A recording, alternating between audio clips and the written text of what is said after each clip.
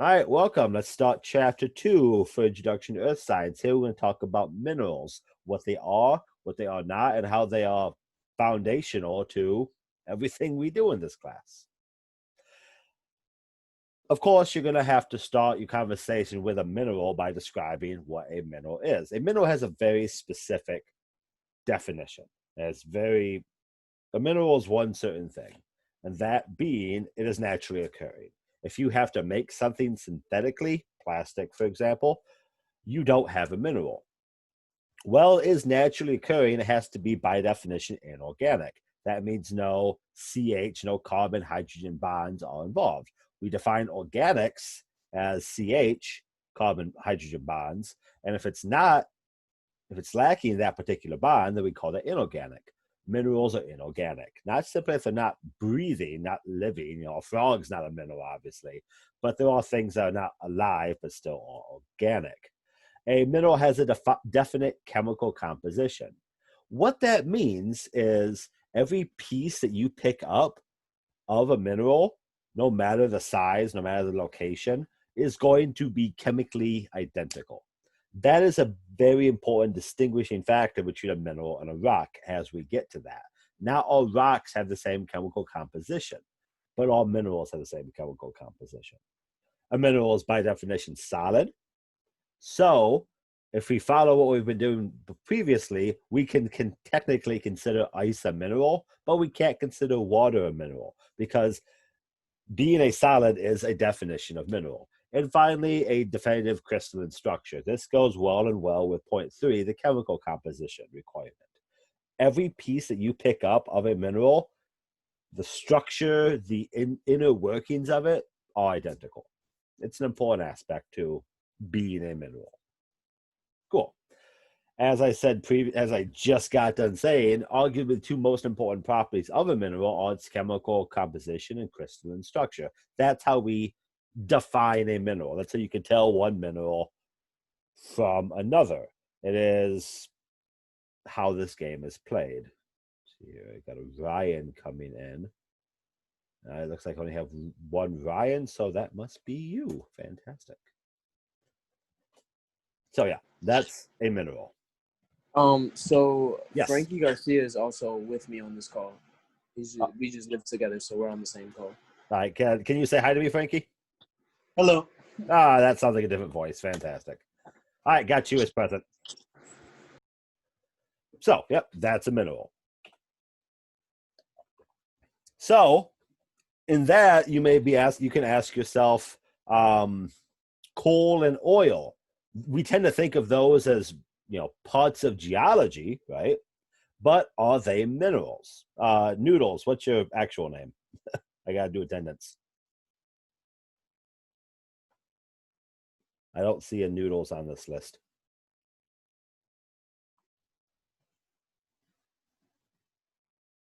Maybe you didn't hear me. I'll ask again in a little bit. I'll get through this point.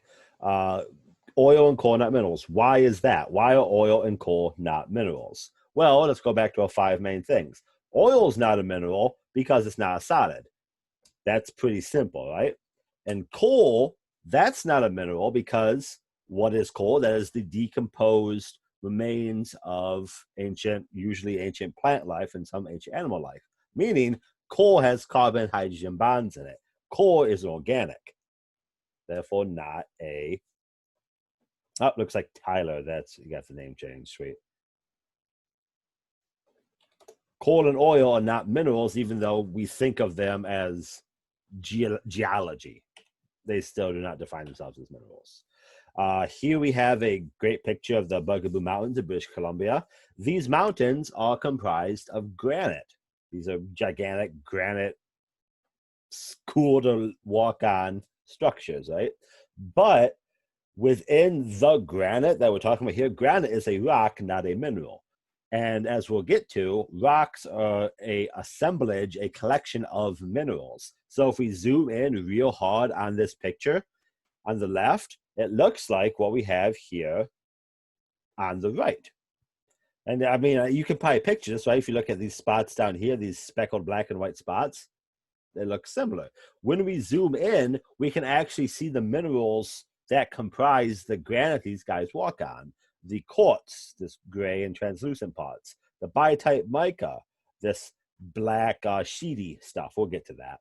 This feldspar on here. These rocks are built up a combination of these different minerals. And we really zoom in here, right? Look at the size of this penny compared to the parts we're talking about.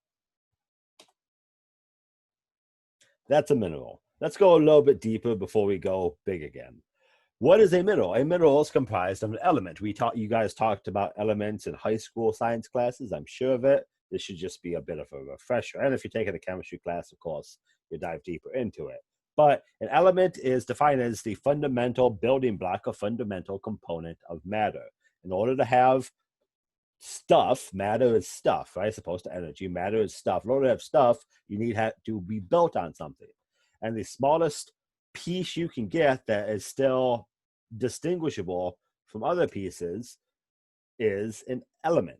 They cannot be broken down by ordinary means, right? The smallest chunk of gold you can still get that is gold is the element gold, the atom and the atomic weight, what have you. Within all the elements that we have, 88 of those naturally occur in the Earth's crust. We talked about the Earth's crust last chapter, that, apple skin, thick covering around the Earth, very thin, but you get a lot of different elements in that. Within those 88 elements that exhibit or show within the Earth's crust, 8 of them, particularly oxygen, silicon, aluminum, iron, calcium, magnesium, potassium, and sodium, make up 98% of the Earth's crust. So you have 80 elements at 2%, so essentially not important. And then these 8 make up the other 98%. And these are, as we'll see, in order of how abundant they are. There's a lot of oxygen in the Earth's crust. But again, that's oxygen in an elemental sense, in a atomic sense. There's not, you can't shove your mouth full of dirt and expect to breathe, right? It's not what we're talking about here. Here's the table that goes into what I was talking about.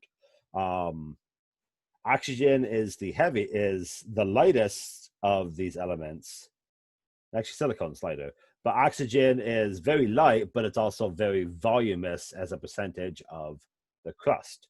And as we get down here, we see heavier and heavier elements that take up lighter and lighter amounts, right? That is the Earth's crust. The Earth's atmosphere has different elements involved in it. We talked about that before. Nitrogens and argon are up in the atmosphere, but we're talking about the geosphere here. We're talking about the dirt, the rocks, the minerals, things along those lines.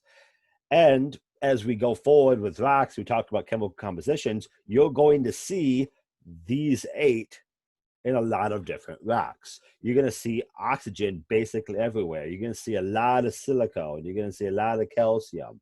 You're going to see a lot of iron, honestly. There's a reason for that, right? A couple examples of rocks and minerals that we can find include quartz, SiO2. Quartz is comprised of silicone and oxygen, 2 parts oxygen to 1 part silicone. And if we look over here, we see that oxygen and silicone by volume neck up almost 95% of all known elements in the Earth's crust. So if the most basic combination of the most 2 highest prevalent elements in the crust is quartz, what do you think the most prevalent mineral in the world is? Well, SiO2 and variants of it, quartz. Quartz is everywhere. Quartz is super, super, super common. And that makes sense given that it's made up of what's commonly out there, right? And then if we go into something larger here, like orthoclase feldspar, potassium, aluminum, lots of silicon, even more oxygen, 1 to 1 to 3 to 8 ratio of potassium, aluminum, silicon, and oxygen, that's less frequent. That's still common because it's comprised of commonly appearing elements, but not to the same scale as quartz because it requires less abundant elements for its creation. Well, not all elements are minerals, some are. For example, as we talked about before, oxygen, that's not solid, that's not a mineral. Aluminum, iron, however, are solids, and they appear in nature as their comprised components. So, aluminum, or in this case, gold, are both elements and minerals. And honestly, if you see them, you probably would call them rocks, right? There's nothing wrong with that. Most minerals that we get out there are, in fact, a combination of 2 to 5 elements. Quartz is a combination of 2 different elements. Clay's feldspar is a combination of 4 different elements.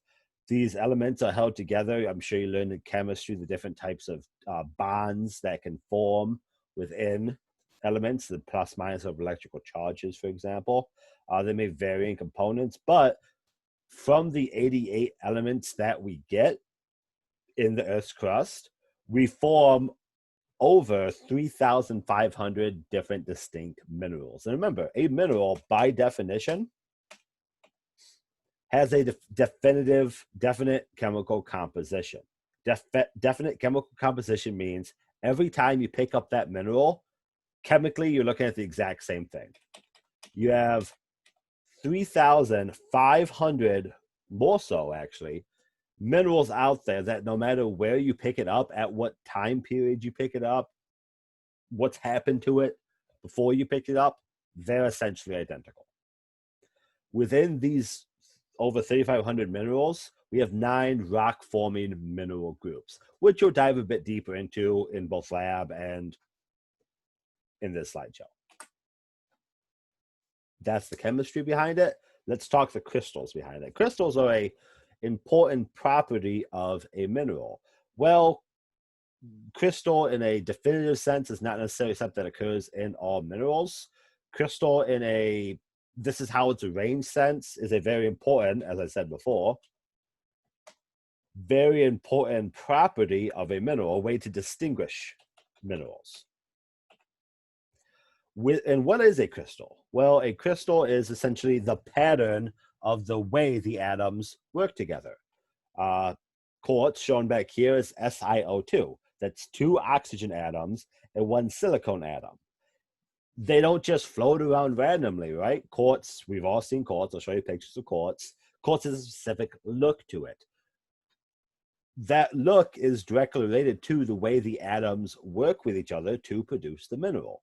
Also, Clay's feldspar has a certain look to it because of the way these, 13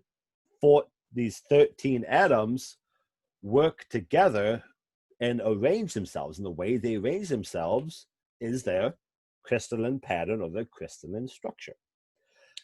Classically, we talk about the unit cell in this dimension, or the smallest group of atoms that make up this unique pattern. We see this in the same way you see chemistry, where you talk about a water molecule is the oxygen with the 2 little hydrogens sticking out like a Mickey Mouse, right? That's its unit cell pattern. That's the smallest group of atoms to hold that particular shape to them. Within that, these unit cells grow and expand upon themselves to form the crystal face that is the flat surface that represents the structure of what we're talking about here. Here are some examples of the unit cells. This should look familiar from your chemistry classes, I hope. And it's just, how do we arrange the atoms of the chemical composition of what we're talking about to have them look the way they do. Let me hit up that attendance real quick. There we go. Sweet. All right. The way a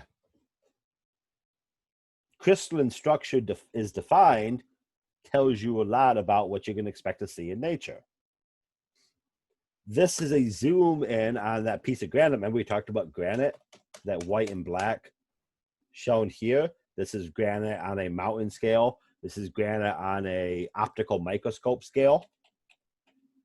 Here we have granite on an electron microscope scale. Really, really super zoomed in. And we can tell by looking at this that these different colors also have different shapes to them, right? This quartz shown over here, these bright pieces, have look like little globs, right? They kind of rounded a bit, sort of, uh, as opposed to, say, the biotite mica, which has these long lines on it and these very elongated shapes. I wouldn't exactly call any of these quartz molecules long. I'm sorry, not molecules, crystals. I wouldn't call any of these quartz crystals long. I can call these biotite mica crystals pretty long, right? And the feldspar, well, I'd say that's probably a bit more long than the quartz, maybe around the length of the biotite mica, but it has a different color. The biotite mica is very brown at this distance. The feldspar is very gray. Can we see how we're distinguishing all these different minerals from each other? All these different concepts coming together to give us the variety that we see in the world? I hope we can. Physical properties of minerals. How do they work? As the minerals grow, right, quartz doesn't look like this. Quartz grows upon itself in a certain way. The way it grows is what we call its crystal habit, or the way you see it in the real world. Within that crystal habit, you have what are called cleavage and fractures. A cleavage or a fracture in geology terms is the way the mineral will, if the mineral is to break, how will it break? You notice if you take a piece of quartz, for example, and you break that piece of quartz, let's say, you got a nice hunk of quartz on a rock, you drop it. When the quartz crystal will shatter, it shatters into a bunch of little tiny diamond-looking sharp pieces, right? It doesn't hit the ground and flutter around like a bunch of pieces of paper. That's because quartz has a very specific cleavage associated with it, I think orthogonal cleavage, in such that it will break into pieces that resemble its whole. If quartz has this hexagonal six-sided structure to it, when you break it, it will try to attempt to keep that because, going back here, the atoms are arranged in this pattern. Something like biotite mica is what we call sheety or planar, in the sense that it grows actually like a big stack of paper. I have a piece of mica I'll show you guys on Monday to explain. So when you would break biotite mica, its cleavage plane is just in the two-dimension. It's sheets like a piece of paper.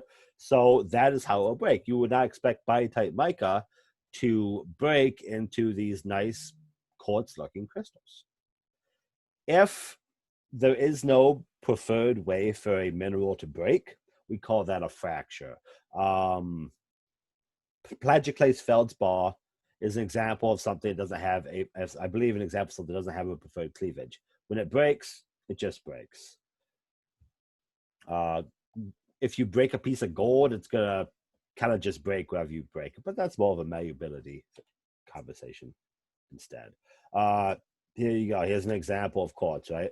This quartz tends to grow this way, this prismatic quartz, this clear quartz here, because that shape, that six-sided crystalline-looking shape, is its habit. And if you break a piece off like this, it's going to want to try to keep its shape as best it can.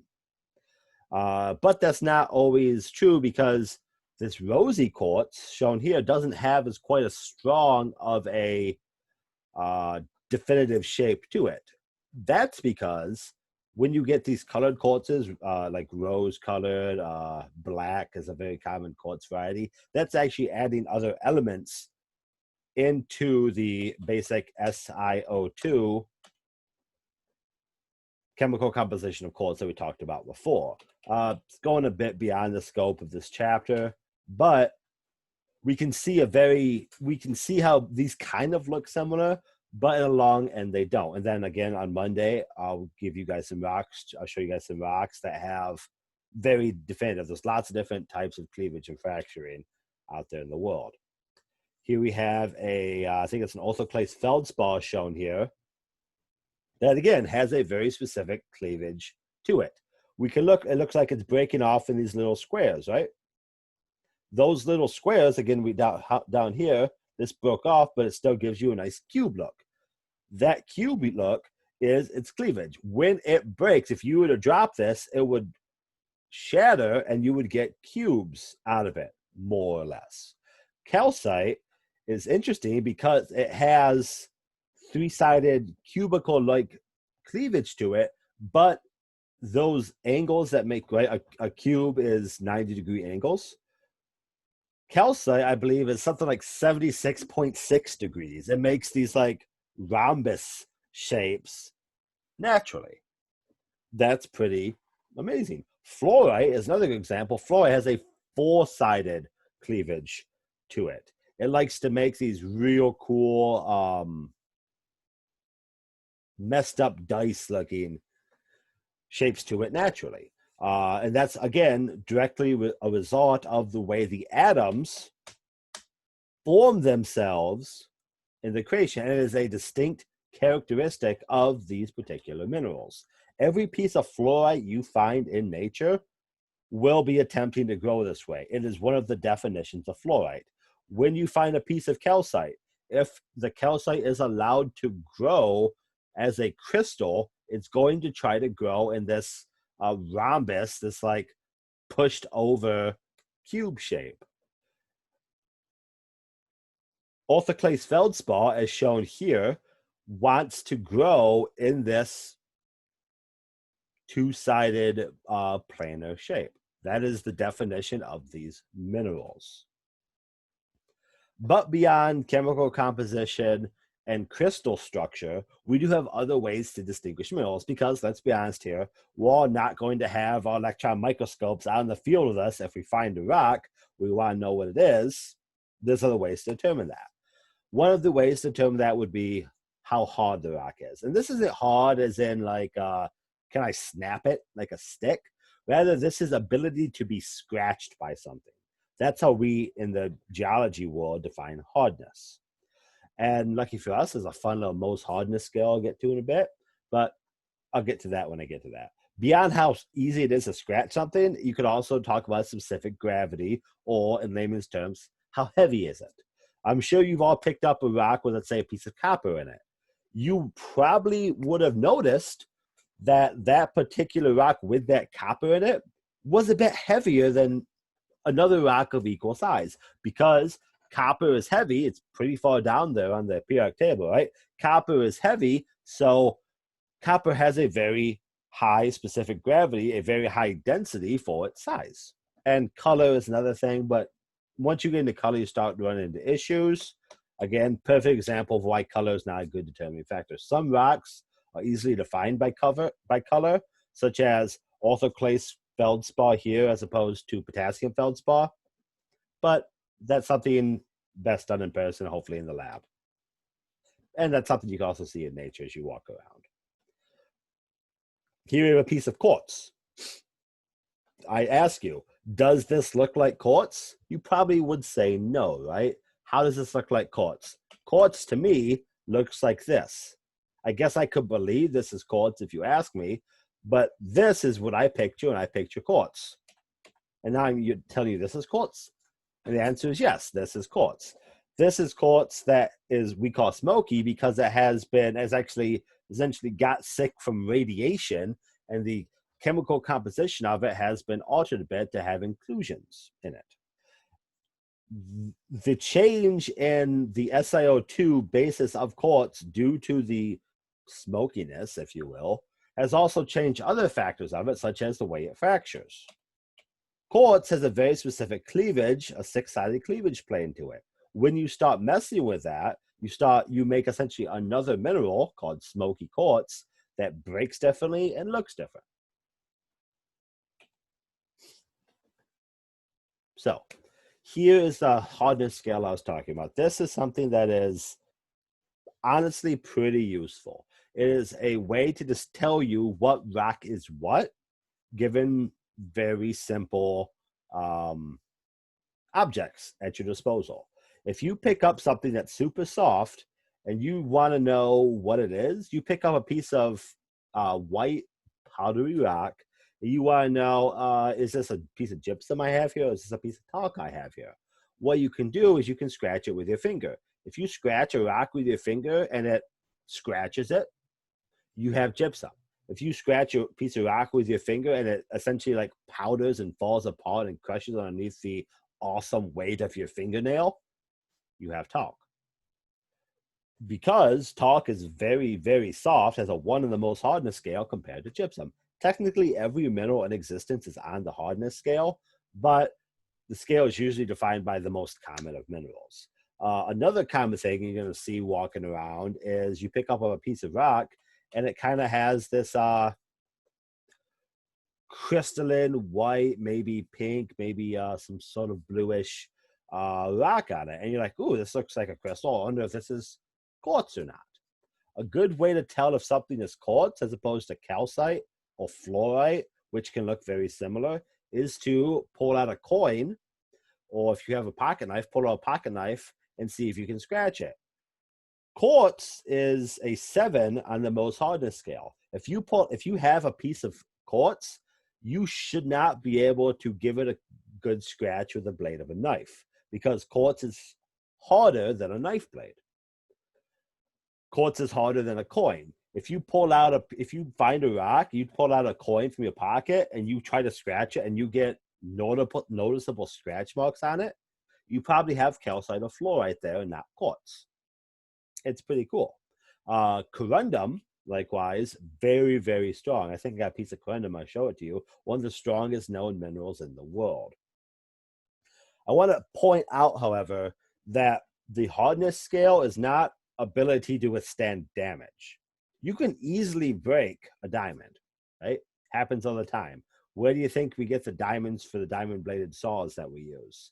Breaking up diamonds. However, you can't scratch a diamond. The only thing on the earth that if you rub against a diamond will scratch the diamond is another diamond. That's it. And that has to do, we'll get into that a bit, with the crystalline structure of diamond. Purely the crystalline structure, because diamond and pencil lead are technically made of the same chemical composition. But nothing scratches a diamond. This is again why we use them to cut, because a diamond will cut anything, but nothing cuts a diamond. You can break a diamond, you can hit a diamond with a hammer, it'll shatter. I don't suggest you do that to your diamond jewelry. Don't hit it with a hammer to test this out, but you can't scratch it. Beyond what we talked about being hardness, I'll just go back to the list here, being hardness, density, or technically color, you can, if you know your geology well, look at other properties such as its streak, its luster, its magnetism, radioactivity, phosphorescence, things of those nature. Streak is something that's pretty fun to do, but mostly you can do it in a lab. It's essentially, if I take this rock and I pulverize it, I turn it into a fine powder, what color am I going to have? And you would think usually, well, if I take a blue rock and I crush it, the powder is going to be blue. But that's not always the case. A good example of this is pyrite. You've probably seen fool's gold before, right? It's called fool's gold because it has a golden look to it. It kind of looks like a chunk of gold. But if you take a chunk of pyrite and you crush it up into a fine powder, the powder is black.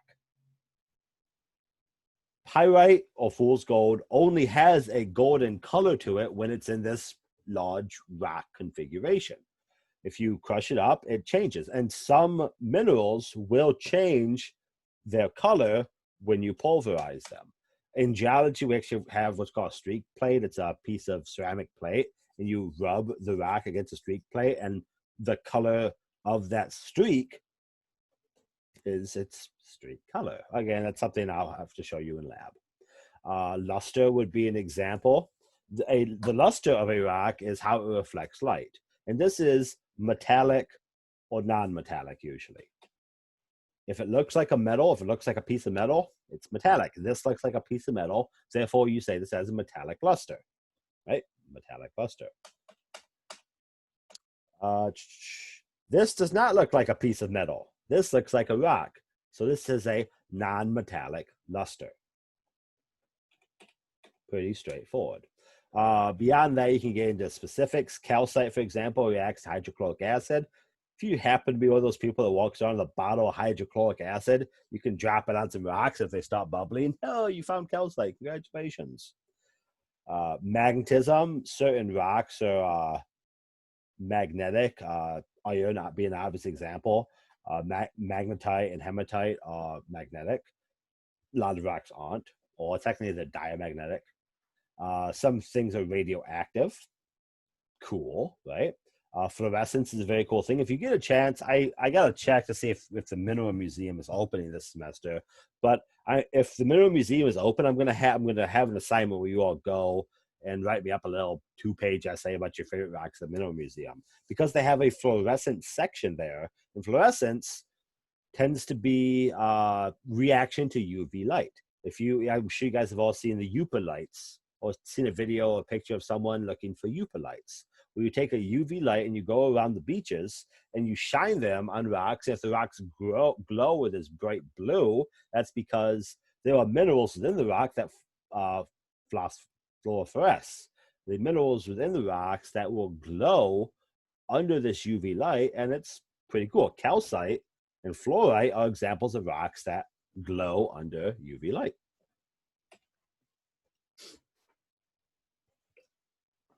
Let's do a quick recap of what we talked about before we go further. Physical properties of minerals that are most useful for identification. Those would be the ones I talked about here. The crystal pattern of the rock is something that's very useful. The hardness of the rock is very useful. The gravity of the rock is very useful. If you can't tell what it is by the way the crystals grow, how hard it is, or how dense it is, you can go to less useful. What am I doing here? You can go to less useful properties, such as luster, streak, color, if you want.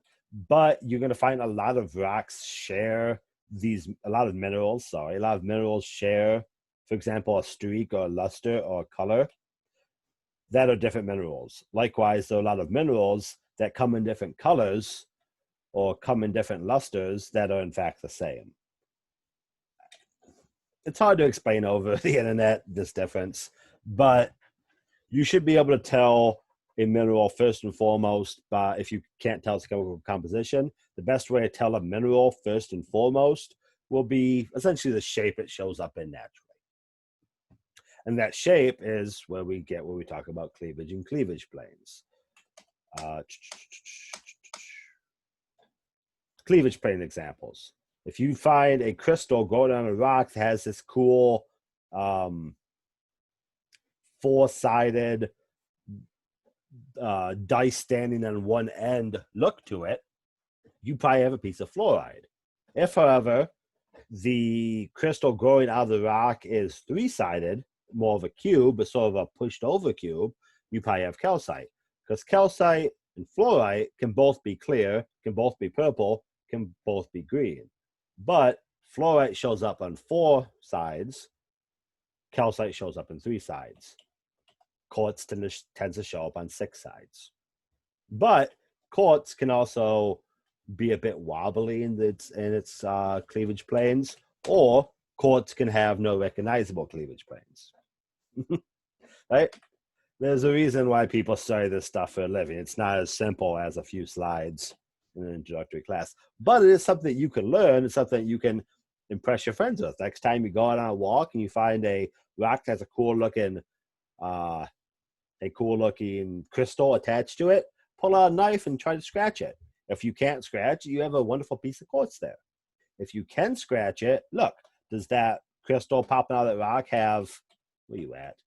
Does the crystal popping out of that rock have 4 sides? If so, you have a piece of fluorite. Does that have 3 sides? If so, you have a piece of calcite, right? Everyday usefulness. I guess I can stop here and go over again. How many sides does this cleavage plane look like it has? It kind of looks like it's trying to grow a bunch of cubes, right? It's not doing a good job of it, but it kind of looks like it's trying to grow some cubes. Not perfect, because this is nature. You never get perfect. You don't get perfection in nature. But the general shape that this crystal habit, the habit that the crystal has to grow in, is cubic. 4 sides. Cool. Let's move on a bit. Let's talk about mineral classes and rock forming materials. We have all these minerals. We have some 3,500 plus minerals. A rock is defined as essentially an assemblage of minerals. So within that 3,500 minerals, we do have a preference towards some particular elements. As I said before, oxygen and silicone are the most common two elements. So if you have oxygen and silicone combined readily are the most common two, if you have a rock that's primary chemical composition or primary crystalline atomic structure is made up of oxygen and silicone, we call those silicates. Quartz is a silicate because it is made up of the primary elements in its chemical composition are silicone and oxygen. Within silicates themselves, are easily the most common rock mineral you're going to find out there. The most common, rock you're going to find out there. You can have 5 subgroups. And I guess before I go deeper into this particular conversation, I'm not going to revolve tests and homework around rote memorization of rock forming silicate groups.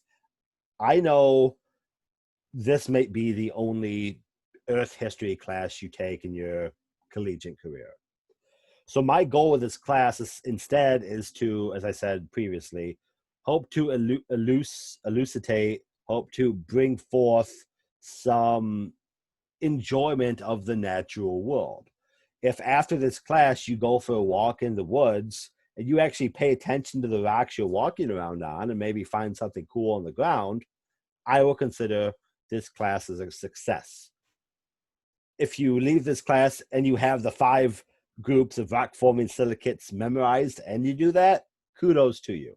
But that's why the questions, which I'm going to send out at the end of the chapter, are going to be more free-form essay-based than memorize this. But we'll get to that when we're done. So 5 rock forming silicates. These are based on the way the silicone, the oxygen, the lattice, the crystal structure that they form. As shown here, we have a tetrahedral structure, as spoken here, where you have a silicone atom that is bonded on 4 sides, essentially equidistant from each other, of oxygen atoms. Oxygen's a lot larger than silicone, hence the size disparagement here. And essentially, if you try to take 4 tennis balls and shove them together as much as you can, what are you going to do? You're going to form a pyramid, essentially, right? And then the space between those 4 tennis balls, you can put a little marble in the center of those 4 tennis balls. That's your silicone atom. Congratulations. You have yourself a silica tetrahedral interlink.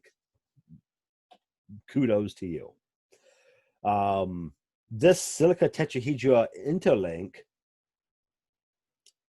can mix with itself, can connect to itself in a variety of ways. The variety of ways this SiO4 structure connects gives us a vast variety of different minerals that technically have the same or similar chemical compositions to them, maybe in different proportions as shown here.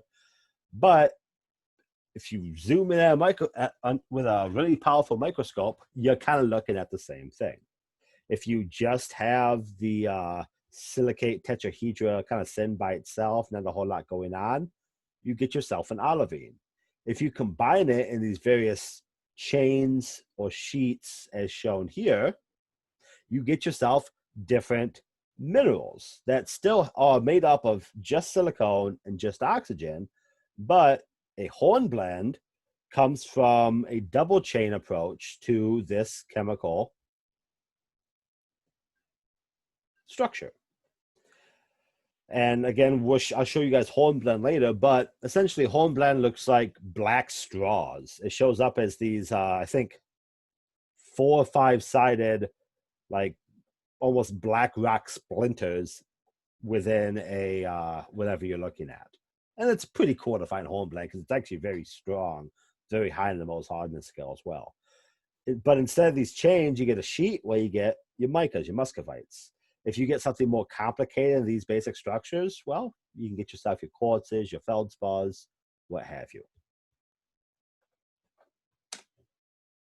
So, not going to ask you to draw a three-sided tetrahedron, but essentially, again, picture yourself that stack of 4 tennis balls with a marble in the center. How many different ways could you glue that shape to itself, right? The different ways you could glue that shape, different structures you could form out of that basic pyramid structure is oh so many, right? That's because there's all these different minerals that exist. The silicates are a vast, vast, vast family out there because you take this basic principle and you expand upon it. That was silicates. The second most, if I go way back here, once you get past oxygen and silicone, these guys are metals. They don't really play well with each other, if you remember your chemistry class.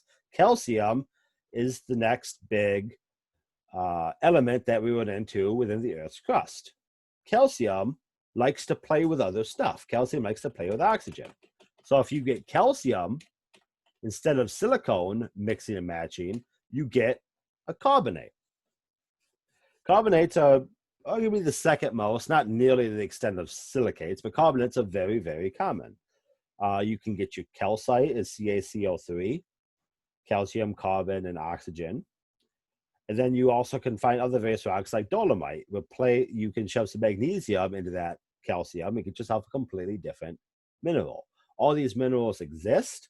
They're very common, not quite as exciting as the silicates, you could argue, but you see them everywhere. Calcite, as I said, is very common. And, as said before, even though they have very similar chemical compositions, they can have very different crystalline structures. And those different crystalline structures can lead to very different looking rocks and minerals. Here we have a piece of calcite, a piece of dolomite. Very similar chemically, right? The big difference is one has magnesium and one doesn't, arguably. Whoop. Let me go back, click on that, there we go. But that difference of magnesium causes drastically different looking rocks. Dolomite doesn't have any cleavage planes, right? Doesn't have any luster. It's it looks like a rock. It doesn't even look interesting, right? Calcite, however, has these very nice, that bent over cube I told you about with the odds like 66.7 or 16.6 degree cleavage plane, these nice shiny cleavage faces made different colors, all these things. Calcite has this bright, illustrious variety in existence, and dolomite, looks like kind of like a dried cow turd. They're both carbonates. Chemically, they're both very similar, but the way the atoms arrange themselves causes this vast difference in the mineral structure. Beyond silicates and carbonates, as I said back here, there you have a whole lot of stuff, sulfides, native elements, what have you. I'm not going to dig into that too much in this mineral class. If it's something of interest to you, there's plenty of excellent material. Shoot me an email, comment in the YouTube section. I'll find you something if you want. But we should talk about commercially important minerals, because minerals are cool to look at, but let's be honest here, minerals are the way we have a civilized world. So, what are minerals? What are ore minerals? What are industrial minerals? What are gemstones, right? Ore minerals are the minerals that we essentially mine. Out in Marquette, there's active iron mines going on, right? Up here, if you're a Finlandia student, which everyone currently here is, you live in the copper country where there's lots of copper mining. Copper and iron are ore minerals. You dig up a bunch of rock, and within that rock, there's pieces of this metal that you crush out and can sell for a profit. Beyond ore minerals, we have what are called industrial minerals. These are the things that you mine that are essentially just not metals. The halites, such as salt and phosphates, are examples of this. Salt mining is a real thing. There's big salt mines, for example, around Detroit, at least there was back in the day. We don't consider that an ore because the process is a bit different, but they still are commercially important minerals. And then, of course, you have your gemstones, right? You go to the jewelry store, There are, tens and tens of different interesting looking gemstones, your topazes, your sapphires, what have you. And those are all your diamonds, obviously. Those all have a specific look to them that makes them important. I think I have a piece of topaz I can show you for lab, but I'm not going to show you this wonderful gemstone because topaz, even diamonds, don't necessarily always show up as gemstones, right? If diamonds always showed up as gemstones, we probably wouldn't crush them and put them on $2 saw blades. A couple various rock show you. Here's galena. This is essentially it's pyrite, but it looks silver is a good way to put that. There are industrial uses for galena. They're escaping me at the moment. Sorry about that. But it's a pretty cool looking rock, nonetheless. Here we have some sulfur. This appears to be, I can't tell if this is the bottom of an ocean or if that's just fog. Probably the bottom of the ocean given the coloring. But sulfur is a naturally occurring, very common, industrially used mineral. If you've ever been to, let's say, Yosemite, or if you've ever been to a natural hot spring and you get that gross, like, old egg smell, that's because sulfur is present.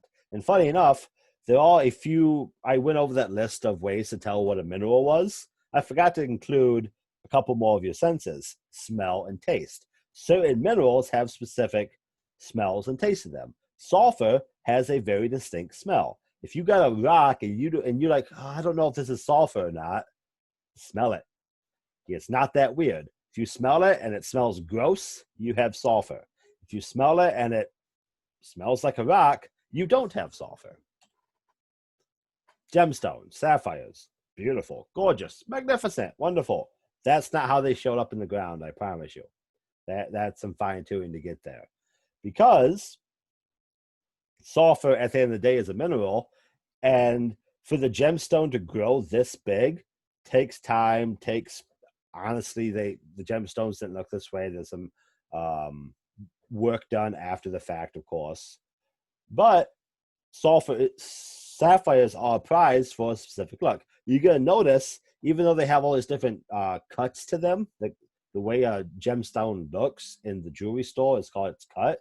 Even though they have all these different cuts to them, sapphires themselves, the mineral that gives us sapphires, has a specific crystalline habit to it and will grow in a certain way. Topaz, as I said here, technically we consider topaz a gemstone. I think it's a birthstone, right? I think. Topaz has a specific growth to it. It has specific functions to it. It looks really cool like this, right? Kind of almost looks like rock candy. I wouldn't eat it. When we talk about industrial minerals and mining, it is, of course, this is an Earth history class, not a mining class. It's important to remember what goes on when you mine. Before, I think, the 1940s, 1930s, 1940s, mining was a super dangerous, you're not going to live past 40 sort of profession.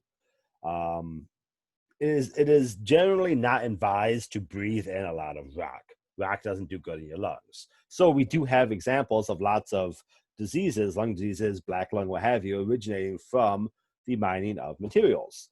And I'm sure you're well aware, you've probably heard of asbestos. Asbestos is a generally considered very dangerous mineral nowadays. Asbestos is very good at resisting heat and resisting flame. Asbestos was used for many, many years to prevent flames from engulfing and taking over buildings. But we later found out that if you breathe in asbestos, it's very dangerous for you. That is because asbestos essentially grows in these very strong, very thin, very fibrous fur, I guess you would call it. There's a better word for that. Whatever.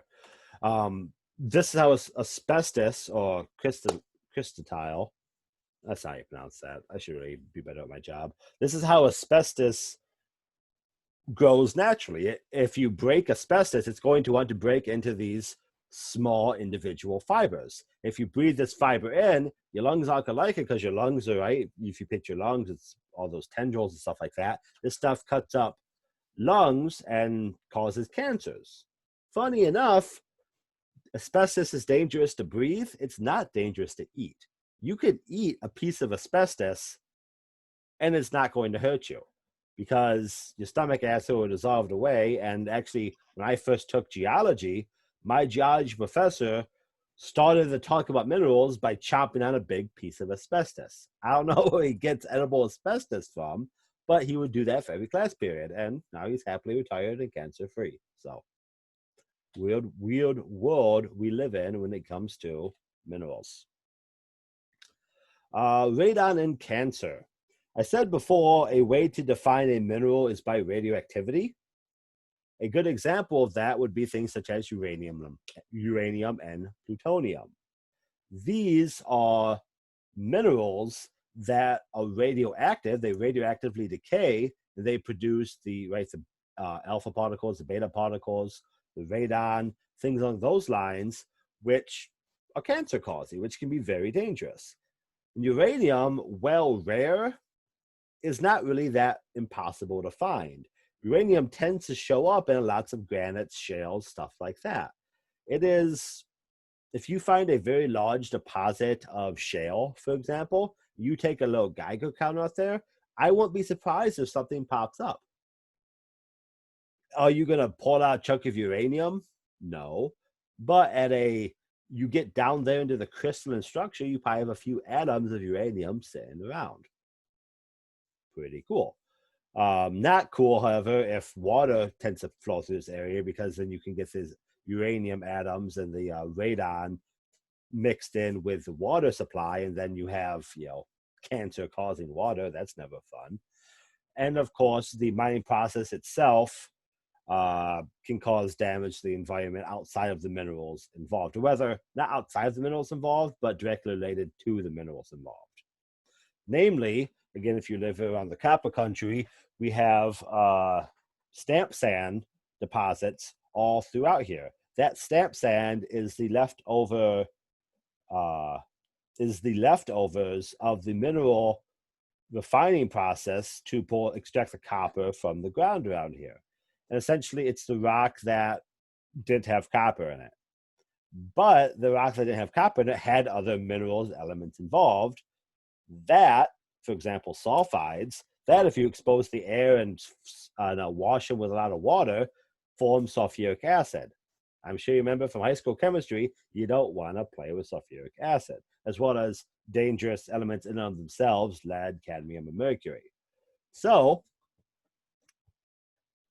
to summarize all this exciting stuff, there are tons and tons of minerals throughout the world. These minerals combine in many new and exciting, interesting ways to produce all the rocks and everything that we see throughout our world. Sometimes they're exciting, sometimes they're dangerous, right? Rivers aren't supposed to look like this. This is I think this is the Rio Tinto River in Spain, and its coloring is a direct result of mining in the area going back thousands of years. That caused the bleaching of the rocks and the bleaching of the water. I wouldn't drink that if I were you, right? But all these minerals work together and create this exciting amalgamation of an earth and society that we live in. So that's the end of this lecture. Hang out for a little bit. I want to re-go over a couple things, but I'm going to pause the recording. Before I pause the recording, do any of you have any questions? All right, doesn't look like it. I will pause the recording. Those of you watching this later on YouTube, thanks for hanging out.